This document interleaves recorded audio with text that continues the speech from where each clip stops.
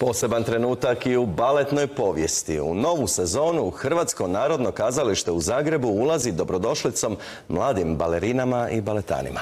Ali u isto vrijeme i oproštajem s onima koji su posvetili pola života plesnom ansamblu. Dona Dijana Prčić.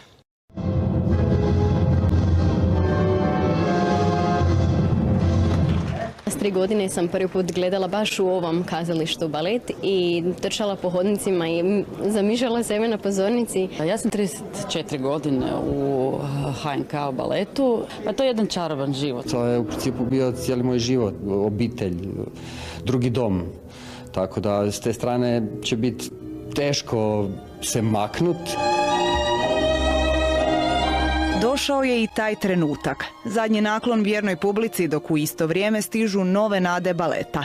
To je do sada najveća baletna smjena u zagrebačkom HNK.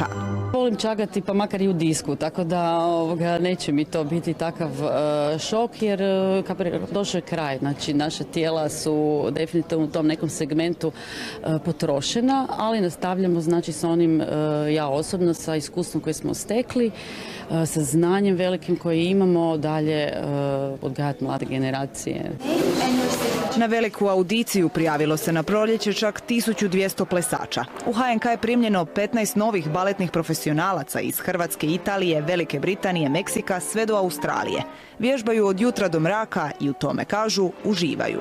It do hurt at times, it can be hard, and you do kind of give up a lot of your childhood and things, but it's all worth it. Odricanje je bilo, ali bolja vremena su pred ovim umjetnicima, jer po novom zakonu o kazalištima oni sada već nakon 27 kazališnih sezona mogu objesiti baletne špice o klin.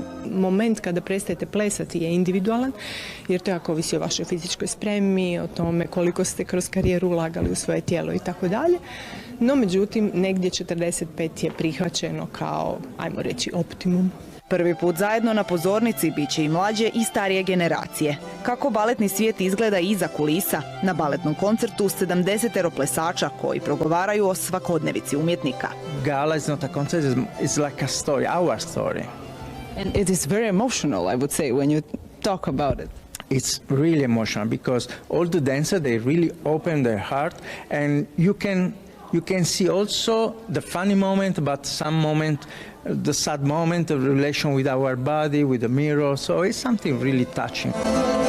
Baletni nasljednici tek će pokazati pravu raskoš talenta, dok će oni koji su umjetnost nesebično dijelili sada iz gledališta uživati u baletu.